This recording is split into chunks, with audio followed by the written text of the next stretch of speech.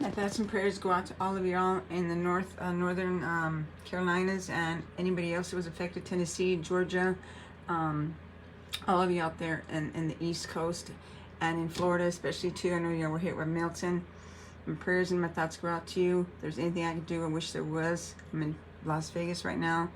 I'll be looking to see if there's legitimate donation sites or GoFundMe's. Y'all are great people out there. I talked to my cousin. He's okay. God bless you all. Please be good to one another. And you're very special people, and you will go back. God bless America.